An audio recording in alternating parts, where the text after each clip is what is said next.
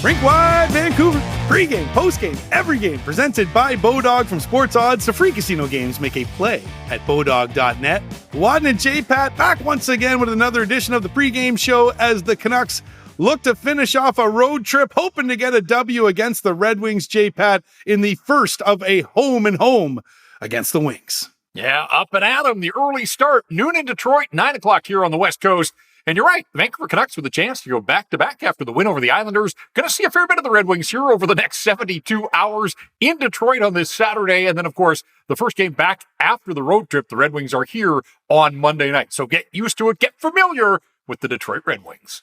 Let's get to the lineup change, which is presented by Delaney's OK Tire out in Fraser Highway in Langley. Expecting a change in goal, but we'll have to see here, J-Pat. Yeah, of course, early start, so no morning skate, so it may take until the warm-up to find out exactly what Rick Tocchet's going to do with his lineup, but he's alternated his goaltenders out of this road trip, and I would imagine with a quick turnaround and an early start, Colin Delia got the victory on Long Island, but he wasn't great. Gave up 5 goals against the Islanders. Certainly opens the door for Spencer Martin. And if it is Spencer Martin, again, we talk about the fact that it's been a long time since he has posted a victory. You have to go back to December 27th against the San Jose Sharks.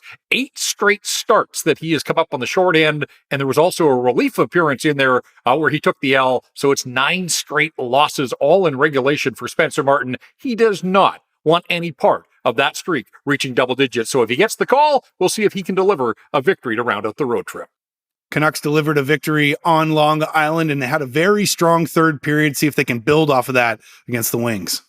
Yeah, now they have trailed going to the third period in all 3 of the games to start this road trip out of the All-Star break. They were down in Jersey, they were down against the Rangers, and then the comeback against the New York Islanders. And of course, it was spearheaded by some of their top players. Elias Pettersson was certainly in a groove in the third period at UBS Arena. So that's a good sign for the Vancouver Canucks. Pettersson and Brock Besser likely to start this game the way that they finished the other night against the Islanders. They seem to be forging some old chemistry together. Besser a 4-point night against the Islanders, and Pettersson has scored in back-to-back games. So you need your best guys going. The Canucks certainly had that against the Isles. We'll see if they can carry that up for this road trip finale. Yeah, and those Abbotsford call-ups, they're starting to contribute for the Canucks as well.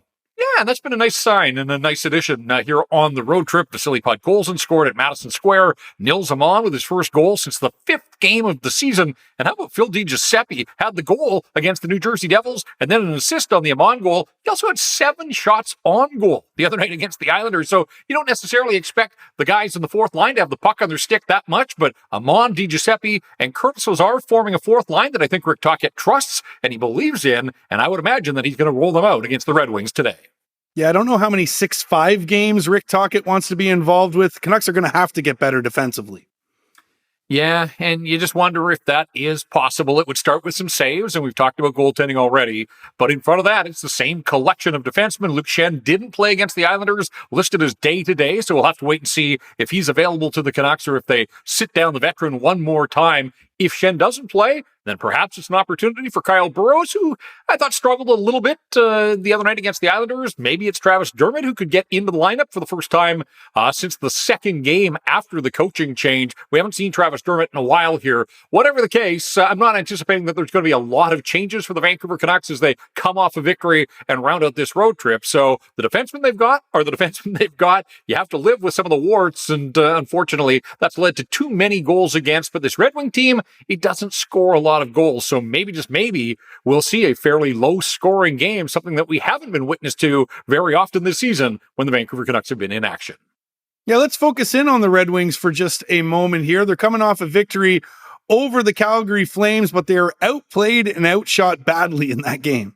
Yeah, we talked about low-scoring games. That one was scoreless through 38 minutes, and then the Flames opened the scoring. The Red Wings tied the game in the final minute of the second period, and then they got the only goal of the third. They win it by a score of 2-1, but they got outshot 36-17, and Ville Husso was terrific in goal. The Red Wings have already said that he's going to get the start today, so Here's a guy that played well against the Flames the other night, and that could pose a challenge for the Vancouver Canucks. Whatever the case, the Red Wings have won 3 of their last 5 hockey games. They have 1 more victory on the season than the Canucks do. Detroit with 22 wins. Vancouver has 21. Detroit below the playoff bar. I don't think the postseason is in the future for Steve Yzerman's team this time around, but they are trying to put some building blocks in place there in Motown. They've got some good young talent, and of course, Dylan Larkin is a guy that the Canucks are going to have to keep an eye on.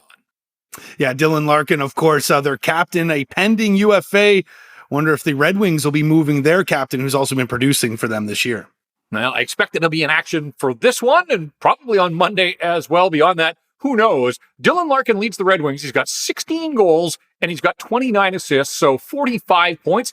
He's the only player on their roster with more than 34 points. We're well past the midway mark of the season. So again, this is a Detroit team that doesn't generate an awful lot. Only the 2 goals against the Calgary Flames, but that was enough. Now, 16 goals as a team leader. It's not the lowest total in the National Hockey League. Columbus and Chicago, their top goal scorers have 14 apiece, but you can see right there the challenges of this Detroit team. They just don't score, and they certainly don't score in bunches. Yeah, and they don't score at 5-on-5 as well. 25th in the league in offense. Yeah, and I read this somewhere that 9 straight games where they've been held to 2 goals or fewer at even strength. So I go back to the fact that the Vancouver Canucks usually play it wide open, and even a game against the Islanders where we thought maybe that would be lockdown hockey, and of course, it produced 11 goals, so you never know. Every game is different, but I do think that the Red Wings, when they're playing the way that they want, they play it pretty close to the vest. They don't take a lot of chances. They want to keep the score down, and we'll see if the Vancouver Canucks can play that way, or if the Canucks are able to get out in front, perhaps. We talked about the fact that they've trailed in the third period in each of the 3 games so far on the road trip. It would be nice to see the Canucks sort of dictate the way that one of these games goes here. Let's get to the stat that stands out. It's presented by Jason Hominick at jason.mortgage.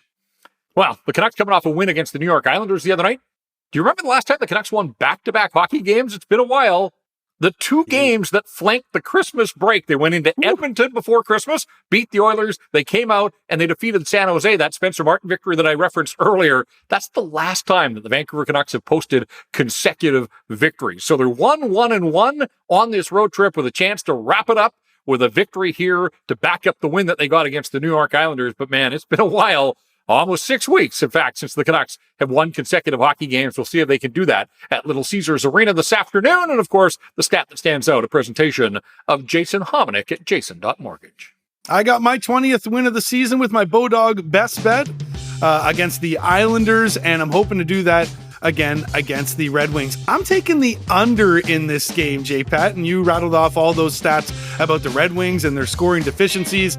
I like the under here, minus 110, so a little bit of juice to make some money, but listen, I think at the end of a road trip, the Canucks going to be a low-scoring affair between them and the Red Wings, under 6.5 goals. Take that as my Bodog best bet.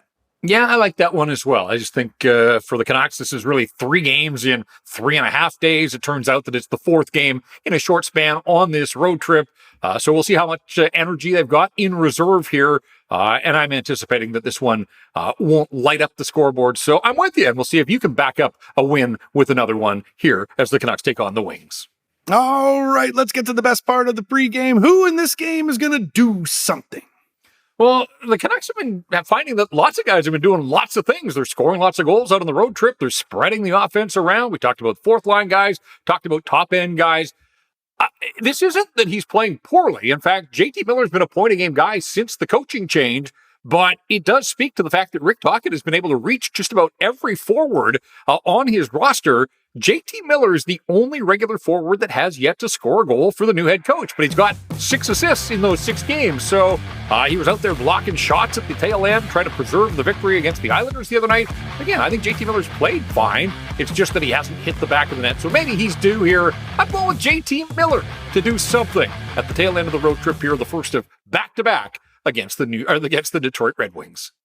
Well, let's see if the Canucks can get a split here on this road trip, get a W in Detroit, and hopefully follow that up again with another one against the Wings when they return home to Rogers Arena. This has been another edition of the Rink Wide Vancouver podcast presented by Bodog.